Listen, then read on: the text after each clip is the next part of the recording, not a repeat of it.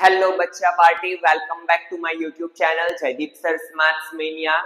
We had started solution of objectives that is from DO question bank और उसमें हमने दो वीडियो लेक्चर्स में आगे के चैप्टर्स के क्वेश्चंस डिस्कस कर लिए हैं अप टू चैप्टर 6। तो चलिए स्टार्ट करते हैं आज का पहला क्वेश्चन।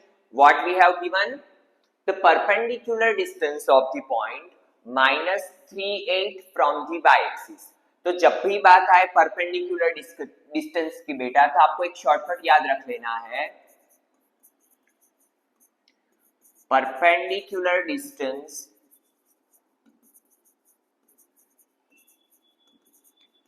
फ्रॉम y एक्सिस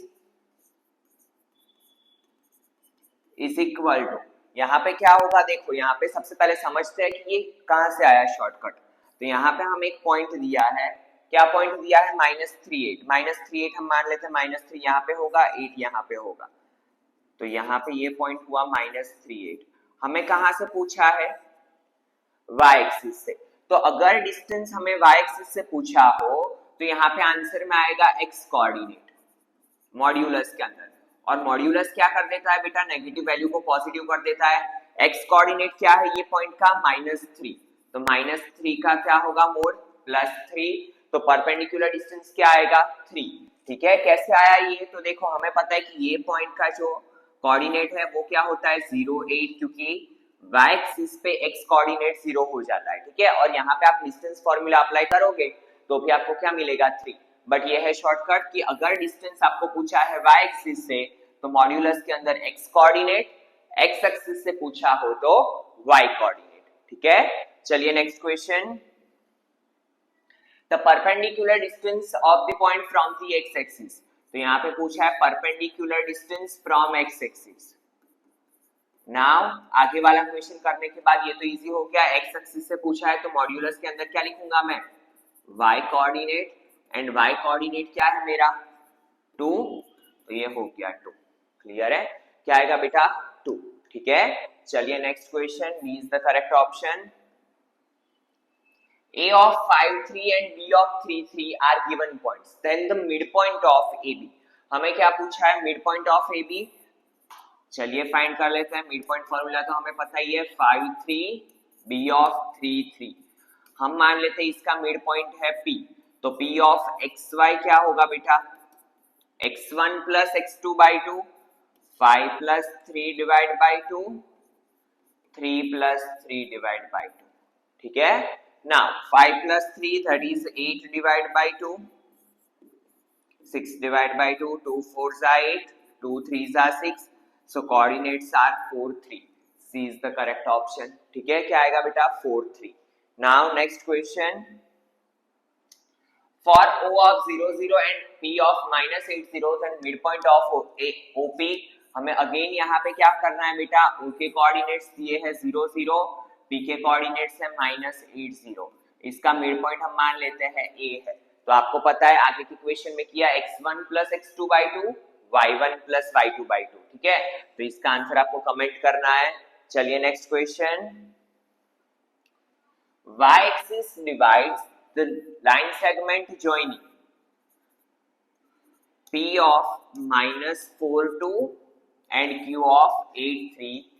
हमें फाइंड करना है रेशियो। जब भी बात आए रेशियो की तो हमें पता है कि किसकी बात करते हैं हम, सेक्शन फॉर्मूला। पॉइंट कौन सा पॉइंट डिवाइड कर रहा है, y एक्सिस का, और हमें पता है कि अगर कोई पॉइंट y एक्सिस पे हो तो इसका x कोऑर्डिनेट क्या हो जाता है 0। ठीक है, हम मान लेते हैं यहाँ पे 0 y। ठीक है, हम मान लेते हैं कि point A of 0 y divides line segment PQ in K ratio 1, क्योंकि जब भी बात हो y एक्सिस की या x एक्सिस की तो K रेशियो 1 वाला फॉर्मूला हमें इजी रहेगा। ठीक है, नाम यहाँ पे लिख लेते हैं, सेक्शन फॉर्मूला क्या है, A of 0 y is equal to kx2 plus x1 upon k plus 1, ky2 plus y1 upon k plus 1। Now k as it is, x2 क्या है बेटा मेरा 8 plus x1 -4 upon k plus 1। y के coordinate यहाँ पे देखो, y की हमें जरूरत नहीं है तो इसको एज इट इज रखो। ठीक है, नाउ हम क्या करेंगे बेटा, जीरो की कंपैरिजन मतलब एक्स कोऑर्डिनेट की एक्स कोऑर्डिनेट के साथ कंपैरिजन, तो ये हो गया 0 is equal to 8k minus 4 upon k plus 1। ठीक है, नाउ ये डिवीजन में से गया मल्टीप्लीकेशन में, तो 0 into k plus 1, 0 is equal to 8k minus 4। So ये हो गया 8k is equal to 4, so k is equal to 4 divide by 8, तो 4 2 साइड, तो k is equal to 1 ratio 2। ठीक है, क्या मिला बेटा रेशियो हमें, D is the correct option 1 ratio 2। बहुत ही सिंपल सा क्वेश्चन था। तो जब भी बात आए एक्स एक्सिस या वाई एक्सिस की, तो हम कौन सा फॉर्मूला अप्लाई करेंगे, it is the easiest formula. ठीक है, चलिए next question, distance between the points a cos theta plus b sin theta 0 and यहां पे होगा 0 a sin theta minus b cos theta. हमें फाइंड कर रहा है ये दोनों के बीच का डिस्टेंस। तो हमें पता है डिस्टेंस के लिए हमारे पास क्या है बेटा, डिस्टेंस फॉर्मूला, तो ab square is equal to x1 minus x2 का होल स्क्वायर, तो ये हो जाएगा a cos theta plus b sin theta minus 0 का होल स्क्वायर प्लस 0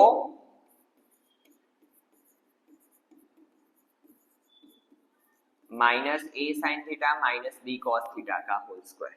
ठीक है, now a plus b whole square that is a square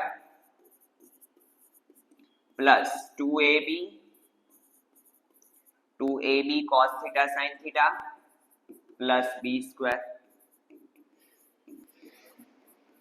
now minus का square plus अंदर क्या होगा, a sin theta minus b cos theta का square, तो a square sin square theta minus 2ab sin theta cos theta plus b square cos square theta. ठीक है, हमने सिर्फ क्या किया बेटा, a minus b whole square की आइडेंटिटी अप्लाई की, यहाँ पे a plus b whole square की। ठीक है, ना यहाँ पे अगर हम देखें तो a स्क्वायर वाले को साथ में कर लो, तो a स्क्वायर कॉमन ले लो cos square theta plus sin square theta plus 2ab cos theta sin theta minus 2ab cos theta sin theta cut, b square common ले लो, ये हो जाएगा sin square theta plus cos square theta. ना a square ये हो गया 1, b square into 1। ठीक है, तो ये ab square is equal to क्या मिला, a square plus b square. Now take square root on both sides, तो क्या आएगा answer, d root a square plus b square. ठीक है, d is the correct option, root a square plus b square. Next question, the x-axis divides AB where -6 14 and b of 3 minus 4। अभी हमने ऐसा question किया यहाँ पे, तो इसको आपको खुद से सेल्फ स्टडी में करना है। b of 3 minus 4 कौन सी एक्सिस डिवाइड कर रही है, पॉइंट को मान लेते हैं p। x एक्सिस है तो इसका y कोऑर्डिनेट क्या होता है बेटा, 0। ठीक है, फिर आपको पता है कौन सा formula, kx2 plus x1 upon k plus 1 ky2 plus y1 upon k plus 1। ठीक है, ये हो गया p of xy is equal to, और इसमें वैल्यू पुट अप करके आपको रेशियो फाइंड करना है। ठीक है, चलिए next question, the coordinate of the foot of perpendicular drawn from 5 minus 1 on x axis. देखिए यहाँ पे फुट ऑफ परपेंडिकुलर की बात हो रही है, तो सबसे पहले पॉइंट 5 minus 1 कहाँ पे आएगा, x का 5 यहाँ पे मान लेते हैं, y का -1 यहाँ पे, तो ये हुआ। ठीक है, नाउ फुट ऑफ परपेंडिकुलर क्या होता है, तो अगर यहाँ पे हमें जो पॉइंट दिया है, हमें कौन सी एक्सिस पे बोला है, x एक्सिस, जहां पे ये 90 डिग्री बनाता है, ये पॉइंट को हम बोलते हैं फुट ऑफ परपेंडिकुलर। ठीक है, तो ये 90 डिग्री कौन से पॉइंट पे बना रहा है बेटा, 5 0 पे। ठीक है, क्योंकि x एक्सिस पे है तो y कोऑर्डिनेट क्या होता है इसका, 0। तो ऑलवेज जब भी बात हो फुट ऑफ परपेंडिकुलर की, ये चीज नोट डाउन कर लेना, फुट ऑफ परपेंडिकुलर की बात हो रही हो ऑन x एक्सिस, तो हम क्या लिखेंगे, पॉइंट का x कोऑर्डिनेट और y को हम कर देंगे 0। और अगर foot of perpendicular on y axis बोला हो तो x को हम कर देंगे 0 और y कोऑर्डिनेट को लिखेंगे। क्लियर है बेटा, फिर से ध्यान दो, हमें बोला है foot of perpendicular on x axis, तो इसका हम y कोऑर्डिनेट को क्या बना देंगे 0 और x axis as it is रहेगा। क्लियर है? चलिए next question. The coordinate of foot of perpendicular drawn from -3 to on y axis, y axis पे बोला है तो foot of perpendicular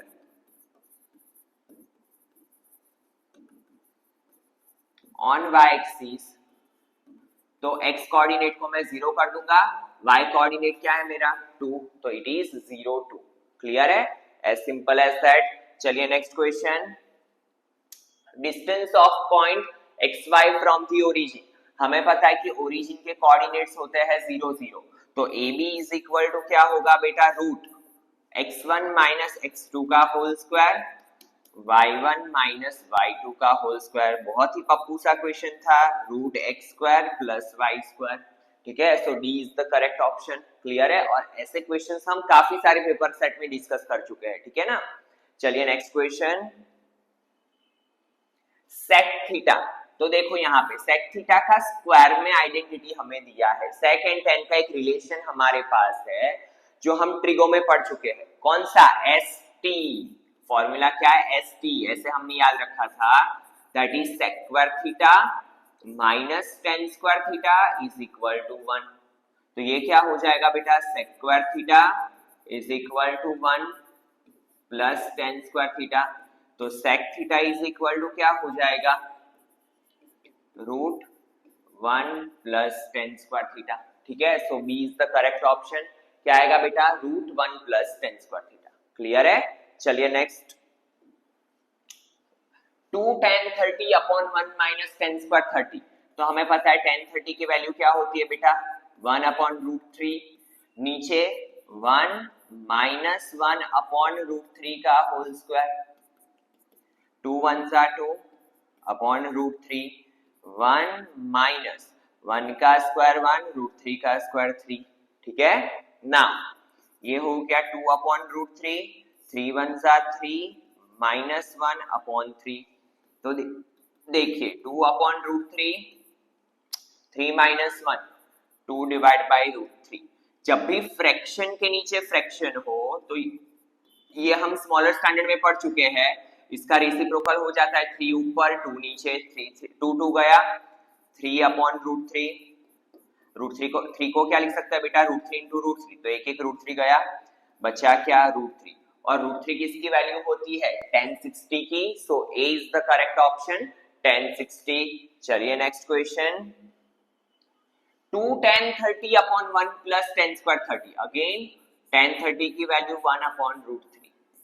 ठीक है, 1 प्लस टेन स्क्वायर 30, तो 1 अपॉन रूट 3 का स्क्वायर, 2 1 2 अपॉन रूट 3, 1 प्लस 1 का स्क्वायर 1 रूट 3 का स्क्वायर 3। क्लियर है? Now 2 upon root 3, 3 1 3 plus 1, 4 upon 3।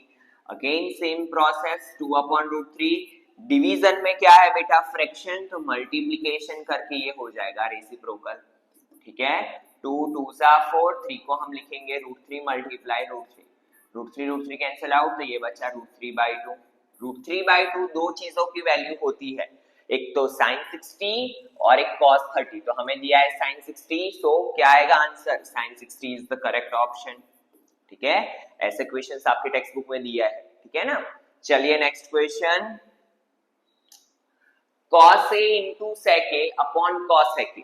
Main confusion ये होता है कि यहाँ पे फॉर्मूलाज कौन से अप्लाई करें। तो देखो यहाँ पे पावर 2 नहीं है, तो हम एक्सरसाइज 8.1 के फॉर्मूलाज अप्लाई करेंगे। ठीक है, तो देखो हमें पता है cos a as it is, sec को क्या लिख सकता हूँ? रेसिप्रोकल ऑफ cos, क्योंकि sec का फॉर्मूला क्या होता है बेटा? 1 अपॉन cos। cos sec क्या होता है? 1 अपॉन sin।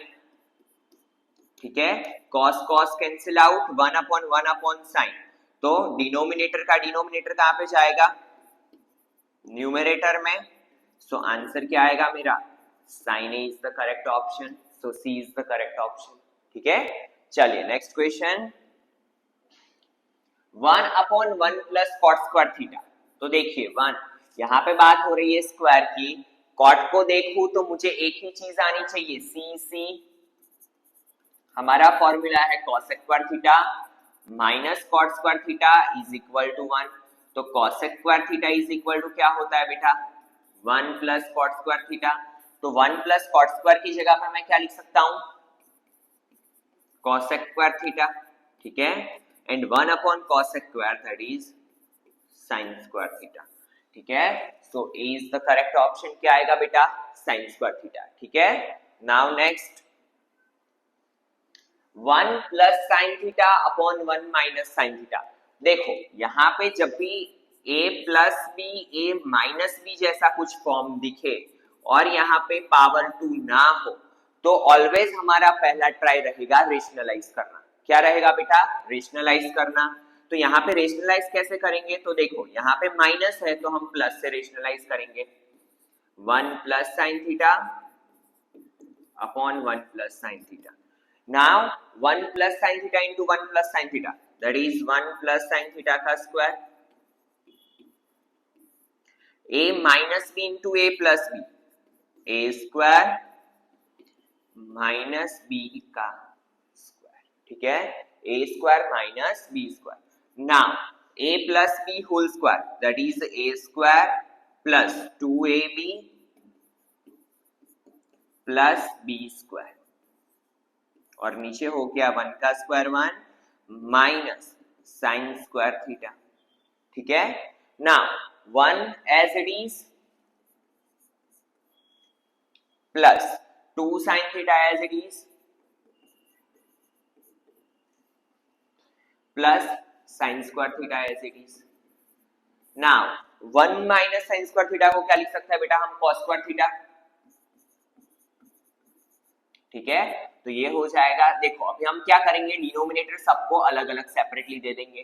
तो ये हो गया 1 upon cos square theta plus 2 sine theta upon cos square को मैं क्या लिख सकता हूं cos into cos plus sine square theta upon cos square theta, ठीक है। क्लियर है बेटा, यहां तक कुछ भी नहीं किया मैंने। क्या किया डिनोमिनेटर तीनों टर्म को सेपरेटली दे दिया ना।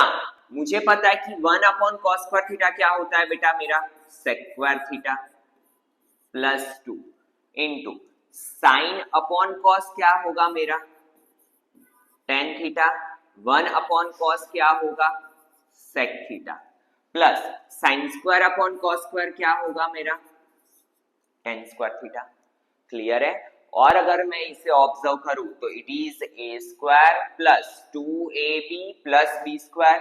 तो इसे मैं लिख सकता हूं sec theta plus tan theta का whole square. Perfect square form में लिखना हो तो क्या होगा बेटा sec theta plus tan theta का होल स्क्वायर। तो यहाँ पे आपको ऑप्शन नहीं दिया है बट क्या आएगा यहाँ पे sec theta plus tan theta का होल स्क्वायर और ऐसे करके A is the correct option. Clear है बेटा, क्या आएगा sec theta plus tan theta का होल स्क्वायर, ठीक है। नाउ नेक्स्ट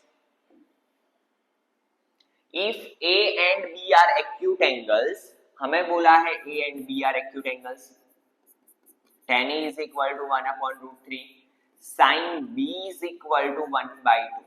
हमें पूछा है cos A plus B। तो अगर मेरे पास बेटा angle A and angle B की वैल्यू आ जाए then I can easily find cos A plus B। उसके लिए क्या करूंगा तो मैं यहाँ पे देखूंगा tan A। tan में ये 1 upon root 3 वैल्यू कब आती है तो आई नो दैट कि tan में 1 upon root 3 कब आता है बेटा tan 30 पे। तो यहां से मेरा A एंगल कितना आया 30 डिग्री, ठीक है। नाउ बात आती है sin B की, ठीक है। चलिए यहाँ पे हम sin B को एज इट इज लिख लेते हैं। नाउ मुझे क्या चेक करना है 1/2 sin में कब आता है तो आई नो दैट कि 1/2 sin में कब आता है बेटा sin 30 पे। So B is equal to 30 degree. Now I have A, I have B. I can easily find A plus B. कैसे तो देखो cos 30 plus 30 that is cos 60 and cos 60 की वैल्यू क्या होती है बेटा 1/2। So 1/2 B is the correct option, ठीक है। बहुत ही सिंपल सा क्वेश्चन था। चलिए next question. In triangle PQR angle Q is equal to 90 degree. हमें बोला एंगल Q 90 डिग्री का PQ दिया है हमें 3, PR दिया है हमें 6, ठीक है। हमें पूछा है P के बारे में, एंगल P के बारे में। तो देखिए अगर हमारे पास दो साइड्स है, ठीक है, तो we can easily find the angle जो हमें फाइंड करना है। वो कैसे फाइंड कर सकते हैं, तो देखो सबसे पहले मैं यहाँ पे बात करूं P की, मेरे पास एक एंगल है ऑपोजिट, P के लिए परपेंडिकुलर है, मेरे पास P के लिए बेस भी है, ठीक है ना। P के लिए बेटा PQ क्या होता है, बेस, और P के लिए QR क्या होता है, परपेंडिकुलर। तो अगर मैं यहाँ पे tan P का फॉर्मूला अप्लाई करूं, तो tan P का फॉर्मूला क्या होगा, QR अपॉन PQ, ठीक है। नाउ QR क्या है मेरा 6, PQ क्या है मेरा बेटा 3, तो tan P क्या आएगा मेरा 3 2 6, ठीक है। यहाँ पे क्या आएगा बेटा angle P is equal, tan P क्या आएगा मेरा 6, क्लियर है। और हम यहाँ पे, मुझे थोड़ा कुछ प्रॉब्लमेटिक लग रहा है, हम एक और ट्राई करके देखते हैं। यहाँ पे क्या हो सकता है, अगर मैं PR फाइंड करना चाहूँ तो 36 प्लस 9 45, और 45 को हम लिख सकते हैं 3√5। तो यहाँ पे कुछ क्वेश्चन में बेटा मिस्टेक है, ये आंसर मैच होगा नहीं। अदरवाइज मेथड आपका यही होता है कि जो भी साइड्स दी हुई है उसमें से हम एंगल फाइंड कर लें, ठीक है। चलिए नेक्स्ट क्वेश्चन देखते हैं। Watching from a point on the ground 30√3 meter away from the base of tower, बात हो रही है यहाँ पे टावर के बेस से कितना दूर जाने की, 30√3 मीटर। टावर बना दिया AB और ये एक point. The angle of elevation of the top of tower is found to be 30 degree. यहाँ से कितना एंगल ऑफ एलिवेशन 30 डिग्री। हमें फाइंड करनी है height of tower, height of tower that means AB। तो जब भी बात आए हाइट एंड डिस्टेंस की, तो हमें पता है कि एक एंगल होगा हमारे पास, एक साइड होगी। तो 30 के लिए ये मेरे पास है बेस, और मुझे फाइंड करना है परपेंडिकुलर। जब भी बात आए बेस एंड परपेंडिकुलर की, तो मुझे एक ही आइडेंटिटी अच्छी लगती है, दैट इज tan, ठीक है। तो यहाँ पे मैं क्या बात करूंगा, in triangle ABC tan 30 is equal to क्या होगा, AB upon BC, tan 30 is 1/√3, AB हमें फाइंड करना है height of tower, BC is 30√3। Now ये 30√3 मल्टीप्लीकेशन में जाएगा, तो 30√3 upon √3 is equal to H। √3 गया, तो H is equal to 30 metre. तो हाइट ऑफ टावर क्या मिली हमें, B is the correct option. क्या आएगा बेटा 30 मीटर, ठीक है। चलिए next question. Watching from the top of a 50 meter high, the angle of depression is, हमें यहाँ पे बोला है 15 मीटर हाई टावर से एंगल ऑफ डिप्रेशन कितना आ रहा है बेटा 60 डिग्री। तो ये भी क्या होगा 60 डिग्री, ठीक है। यहाँ पे मान लो C। Then the distance between the tower and boat, हमें ये डिस्टेंस फाइंड करना है, ये डिस्टेंस को मान लेते हैं हम x। नाउ 60 के लिए अगेन मेरे पास परपेंडिकुलर है, मुझे क्या फाइंड करना है, base. Base is the distance between boat and tower, clear है। तो again tan 60 is equal to क्या होगा बेटा, यहाँ पे एंगल 60 है तो tan 60 perpendicular AB upon base BC। tan 60 is √3, AB is 15, BC is x।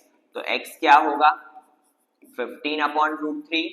Denominator में कभी भी हम क्या नहीं रखते बेटा, स्क्वायर रूट को नहीं रखते हैं, तो रेशनलाइज कर देंगे। तो √3 से मल्टीप्लाई, √3 से डिवाइड, तो 15 √3 क्या होगा 3 3 5 15, सो 5√3 मीटर। क्या आएगा मेरा answer, D is the correct option, 5√3 metre. Clear है। चलिए next question. When the sun's elevation is theta, the length of the shadow of the tower is double the height of tower। हमें क्या बोला है कि अगर सन के एंगल का एलिवेशन थीटा है, तो हमें क्या बोला है, जो शेडो ऑफ टावर है, हम मान लेते हैं ये टावर है, ये शेडो होगा इसका। Shadow of a tower is double the height of tower. अगर मैं हाइट ऑफ टावर को h मानूं, तो मेरा जो शेडो होगा वो क्या होगा 2h। कब, जब एंगल थीटा है तब, ठीक है। फिर से ध्यान दो बेटा, अच्छा क्वेश्चन है। When the sun's elevation is theta, जब सन का एलिवेशन एंगल थीटा है तो shadow of tower is double the height of tower, जो टावर का शेडो है वो हाइट से क्या हो जाता है, डबल। तो हमें फाइंड करना है इसमें से कौन सी कंडीशन ट्रू है। क्लियर है। तो हमें पता है यहाँ पे थीटा के लिए हमारे पास दो चीजें हैं, एक तो परपेंडिकुलर और एक तो बेस। तो मुझे पता है कि जब भी बात हो थीटा की और परपेंडिकुलर एंड बेस की तो मुझे एक ही ट्रिग्नोमेट्री रेशियो आता है, दैट इज 10। तो 10 अप्लाई करते हैं। चलिए tan थीटा, एंगल की जगह पे क्या है बेटा, theta A B upon B C. ठीक है। Now tan theta A B क्या है मेरा h, B C is 2h, h गया, tan theta is equal to 1/2। ठीक है। तो tan theta is equal to 1/2, B is the correct option, it holds good. ठीक है। चलिए next question. When the sun's elevation is 30 degree, the length of a shadow of a 10 meter tall tree is black. यहाँ पे क्या find करना है हमें, length of shadow. हम मान लेते हैं कि सन का जो एलिवेशन एंगल है वो कितना है, 30 डिग्री। ट्री की जो हाइट है वो 10 मीटर। हमें फाइंड करना है लेंथ ऑफ शेडो। क्लियर है। तो बीसी फाइंड करना है। नाउ अगेन 30 के लिए it is perpendicular, it is base. एक ही चीज मुझे आती है, that is 10। Yes good. tan 30 is equal to क्या होगा बेटा, perpendicular A B, base B C. tan 30 is 1/√3। A B क्या है मेरा 10, B C we have to find. So B C is equal to क्या होगा 10√3 मीटर। ठीक है। क्या आएगा, C is the correct option, 10√3 metre. Clear है। चलिए next question. A bird is sitting on the top of a tree, watching from point on the ground 20 meter away from the base of tree. हम मान लेते हैं AB is the height of tree। ठीक है। Bird कहाँ पे बैठा है, यहाँ पे कहीं पे बैठा है बर्ड। ठीक है। पॉइंट कितना दूर है, 20 metre away from the base of tree. The angle of elevation of the bird is 60 degree. हमें फाइंड करनी है हाइट ऑफ ट्री। नाउ इतने क्वेश्चन सॉल्व करने के बाद ये तो हमारे लिए पप्पू क्वेश्चन हो गया। तो आपको क्या फाइंड करना है बेटा, हाइट ऑफ ट्री। क्या अप्लाई करोगे, 10। ठीक है। तो इसका आंसर आपको कमेंट सेक्शन में कमेंट करना है। चलिए next question. Watching from a bridge at 50 metre high from the river, the angle of depression of a boat in the river is found to be 30 degree. कितनी height पे जा रहे हैं हम, 50 मीटर हाइट पे जा रहा है। ठीक है। 50 मीटर हाइट पे एक ब्रिज है जहां से हम बोट को आते हुए ऑब्जर्व कर रहे हैं। ठीक है। तो ये बोट का जो एंगल दिया है वो कितना दिया है बेटा, 30 degree. Then the distance of the boat from the bridge, हमें ये डिस्टेंस फाइंड करना है। अगेन हमारे सारे क्वेश्चंस एक ही डायरेक्शन में जा रहे हैं, 10 30। ठीक है। तो यहाँ पे क्या अप्लाई करेंगे बेटा, डिस्टेंस फाइंड करना है, हाइट हमारे पास है। तो 10 30 is equal to perpendicular upon base AB upon BC, tan 30 is 1/√3, perpendicular is 50, BC we have to find. तो BC is कितना 50√3 metre. So A is the correct option। ठीक है। चलिए देखते हैं next question. The angle of elevation of a top of 15 meter high tower from a point of the ground at the distance 15 metre from the base of tower is. हमें यहाँ पे पूछा angle of elevation. देखिए क्या दिया हुआ है, 15 metre high tower, height of tower that is 15 metre. इसका यहां से डिस्टेंस कितना दिया है बेटा, 15 मीटर। ठीक है। ये डिस्टेंस भी 15 मीटर। तो हमें ये पूछा है कि एंगल ऑफ एलिवेशन क्या होगा। तो जब भी हाइट एंड डिस्टेंस सेम हो, ठीक है, सबसे पहले चलो बाद में शॉर्टकट की बात करते हैं। यहाँ पे हमारे पास कौन सी दो चीजें हैं, परपेंडिकुलर बेस। तो मेरे माइंड में एक ही चीज आनी चाहिए, दैट इज tan थीटा। तो in triangle ABC tan theta is equal to AB upon BC। tan theta को एज इट इज रख लो, AB is 15, BC is also 15, 15 15 cut, तो tan थीटा मिला 1। तो थीटा क्या होगा बेटा मेरा 45 डिग्री। ठीक है। थीटा क्या होगा बेटा मेरा 45 degree, so C is the correct option. Clear है, पता चला। और यहाँ पे एक शॉर्टकट याद रखना है आपको, अगर हाइट और ये डिस्टेंस दोनों सेम हो तो ऐसे केस में ऑलवेज हमारा थीटा कितना होगा, 45 डिग्री। ठीक है, कैसे ये 45 आया, क्योंकि हमें पता है कि tan में वैल्यू बेटा कब होती है 1, tan 45 पे, तो theta is equal to 45 degree. Clear है, तो चलिए आज के लेक्चर में बेटा इतना रखते हैं। In next video lecture we will see next 25 questions of this PDF. तो चलिए मिलते हैं नेक्स्ट लेक्चर में। Thank you students.